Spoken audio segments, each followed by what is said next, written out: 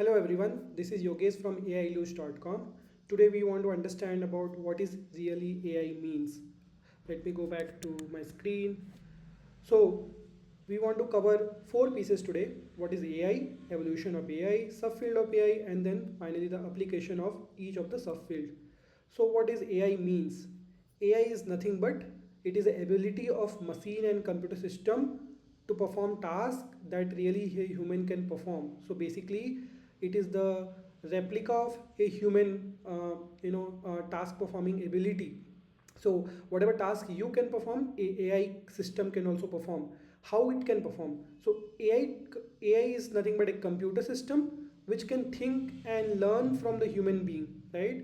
And what can it do? Basically it can solve the problem for you, it can make the decisions, it can do the task without being told what is the next step for it. Just like your brain works, that okay, after doing this step what should be my next plan. So the planning and the sequence of action can be performed through the AI by learning the patterns and datas, and mimicking the all sort of understanding of what a human can do. So that ability can be done through the a computer system, and that whole system that we call as a AI, artificial intelligence. So if you talk about the naming, basically artificial name, the intelligence is same, what you have, what me have, and what system has. But artificial means it basically starts to learn by seeing the patterns without being set to anything on the machine. So when it start to doing it, it really named as artificial, and that's how the artificial intelligence came into picture. So just to give an example, at initial stage of a child, he or she doesn't know how to speak, right? But how does a child start speaking?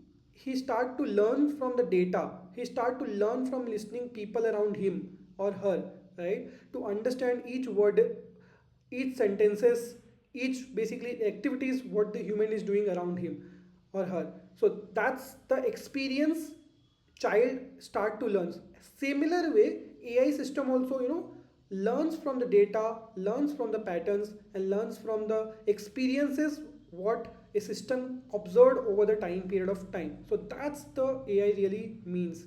Now what AI can do for us is the problem solving activity is there. You can do the game playing, you can do the web development, you can do the code generation. What used to be a very big task earlier, 5 year or 10 year back, right now it's a very easy task. You give one query to the system and it generates the code for you, thousands of lines of code, 10,000 lines of code.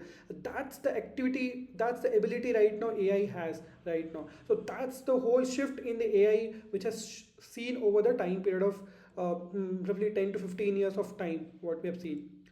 Now let's talk about the evolution of AI. So AI started in 1950. Alan Turing was the first person who initiated a talk on the computing machinery, and he showcased like a machine can exhibit the same indistinguishable behavior compared to human, right? So you cannot very really differentiate between the behavior of AI versus the human being, and that shows the like AI has a huge potential. 1956 Dartmouth conference has occurred, and that's the first kickoff of AI, where multiple researchers, scientists, mathematician get together to to work on the machine learning, to work on a problem solving and the logical reasoning capabilities. And that's where the AI started. 1980 expert system, it is a first rule based system that is developed, which is called, I think, my scene, used for the medical diagnosis purpose, but has adopted by multiple systems, multiple business as well, like retail system and all sort of business at that point of time.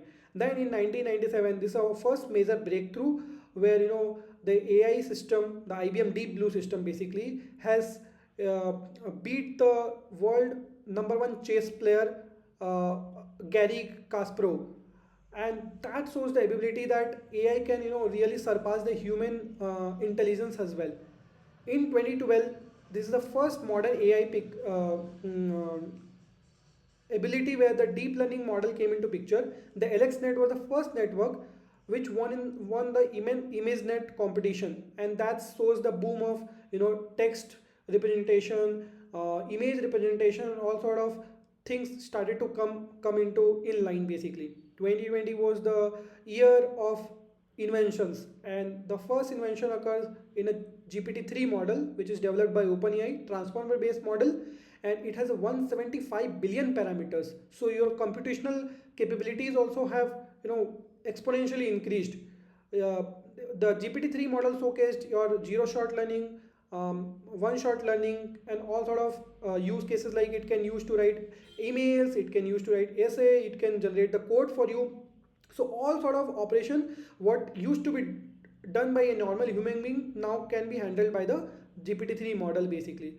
Then 2023, it's upgrade of GPT-3 to GPT-4, where the accuracy of the model is improved, and it has integrated with the business tools. So you think about like Microsoft Excel, Microsoft PPT. Now GPT-4 was available in this tool also. So you can basically use the GPT-4 in your daily life, like creating a chart.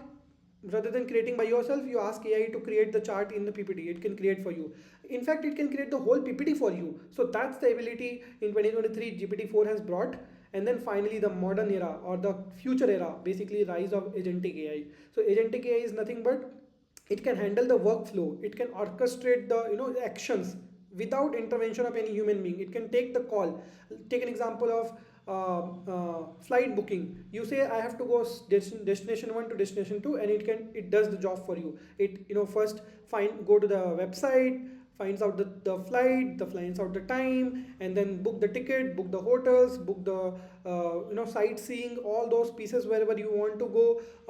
Your basically the food preferences, it can book the times in the restaurants, and all sort of pieces it can do just with the one click of the capabilities. So that's the rise of multi-model capabilities of the agentic AI. It can handle the image, it can handle the audio, it can handle the music, it can handle any sort of data structure and structure. So that's the piece we are moving right now. So this is the evolution of AI, and it has come a long way from 1950 to 2025, roughly 75 years of journey right now, and very huge development.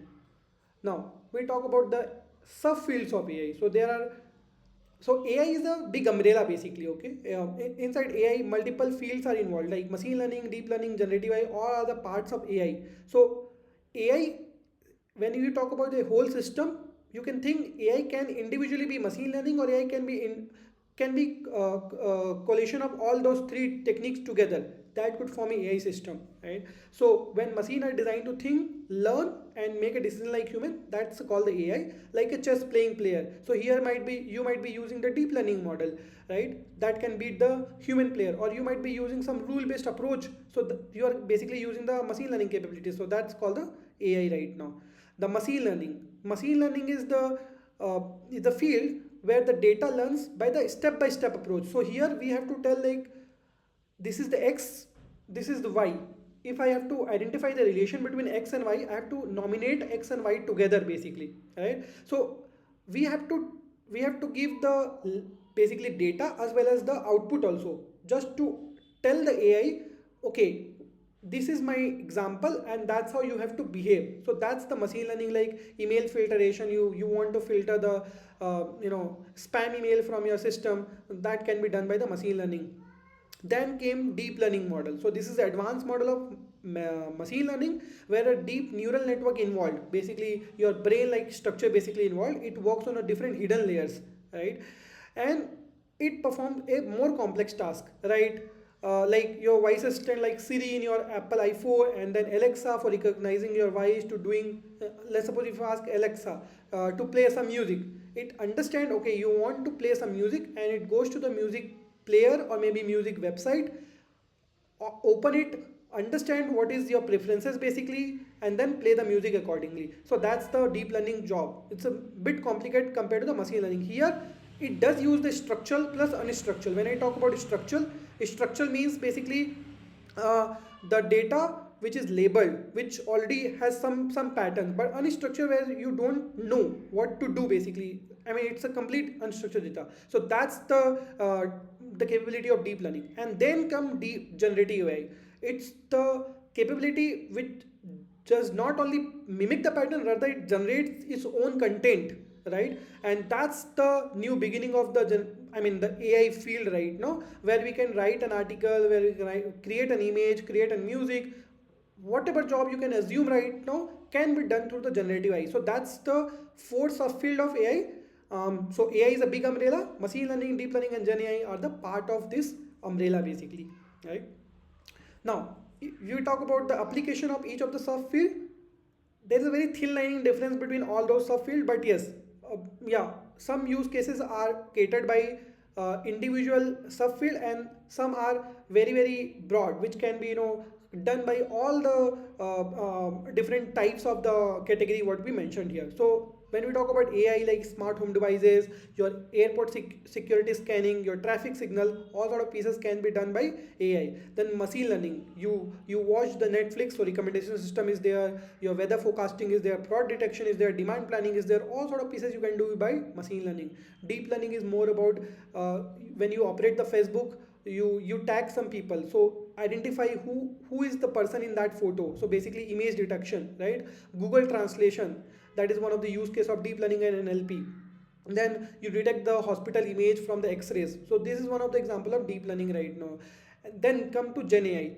So Gen AI is more about creating the content, right? So writing the image, writing the emails, creating an image basically from the DALL-E model, then creating a background music, and whatever you can assume right now, writing a code for you. So that's the Gen AI capability or Gen AI applications, right? And yeah, thank you so much for being in this session. uh, Please do subscribe this channel, do like this video, and do let me know in case any comments are there, and stay tuned for the next video. Thank you.